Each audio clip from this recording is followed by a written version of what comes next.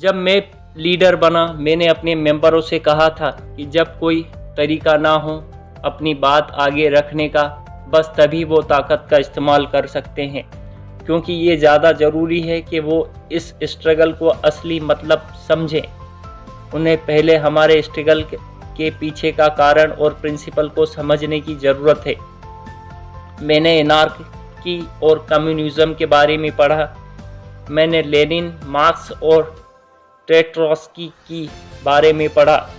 मैंने उन लोगों के बारे में पढ़ा जो देश में बहुत बड़ा बदलाव लाने में सफल हुए थे।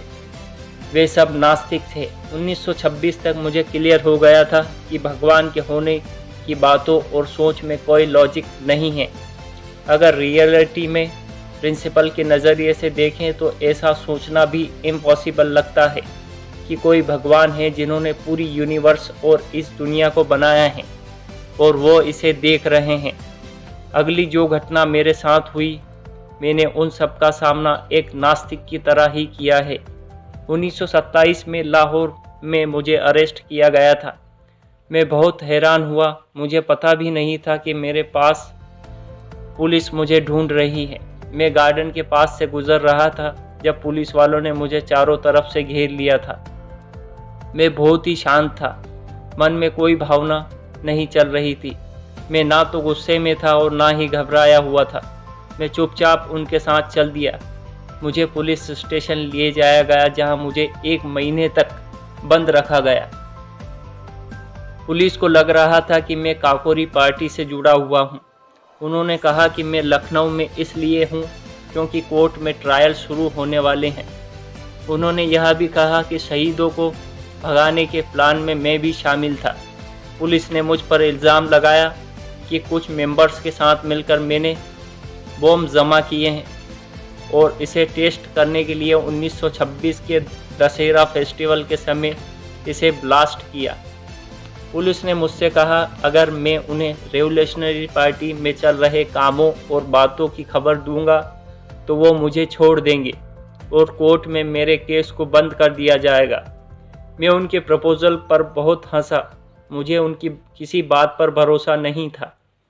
मुझे पता था कि ये बातें बस एक जाल हैं। मेरी ही तरह कोई दूसरा रेवोल्यूशनरी सोच का आदमी कभी मायूस लोगों पर बम ब्लास्ट करके उन्हें घायल नहीं कर सकता। सीआईडी ने मेरे सीनियर सुपरिटेंडेंट मुझे ये बताने आए कि मेरे साथ क्या क्या हो सकता है। अगर मैंने उन्हें कुछ नहीं बताया तो वो कोर्ट में मेरा केस शुरू कर देंगे। मुझे जल्दी सज़ा दिलवाने के लिए वो मेरा नाम काकोरी केस के अलावा दशहरा मर्डर के साथ जोड़ देंगे। उन्होंने बताया कि पुलिस के पास मेरे खिलाफ इतने सबूत है कि मुझे आसानी से फांसी पर लटका दिया जाएगा। मुझे पता था कि पुलिस मेरे साथ कुछ भी कर सकती है। कुछ लोगों ने मुझे भगवान से प्रार्थना करने को कहा, पर अब तक मैं नास्तिक बन चुका था। मैं सोचता था कि नास्तिक बस तब होता हूँ जब शांत और खुश होता हूँ। मुझे लगा शायद काकोरी शहीदों की तरह मैं भी तकलीफ़ और मुसीबत के समय भगवान से प्रार्थना करने में लग जाऊंगा। पर मुझे एहसास हुआ कि पूरे वक्त में जब मुझे फांसी भी हो सकती है, मैं भगवान में विश्वास नहीं कर पा रहा था। मैं प्रार्थना नहीं कर पा रहा था और मैं अपनी बात पर टिका रहा। आप कह सकते हैं कि मैंने एक टेस्ट पास कर लिया था। मुझे खुद को बचाने की कभी इच्छा ही नहीं हुई। मैं पूरी तरह हर बार नास्तिक ही बना रहा।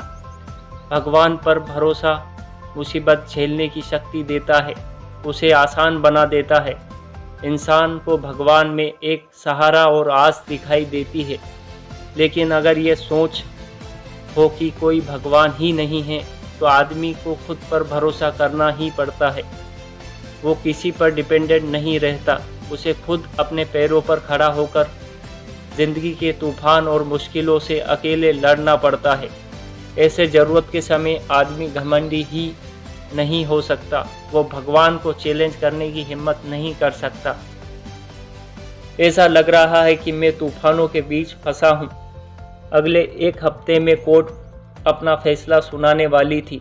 मेरे पास कोई उम्मीद या सहारा नहीं था, सिवाय इस बात के कि मैं हमेशा अपने प्रिंसिपल के लिए लड़ा। मैं जिस बात पर सबसे ज़्यादा विश्वास करता हूँ उसके लिए हमेशा खड़ा रहा। इसी वजह से अब मेरी जान भी जा सकती है।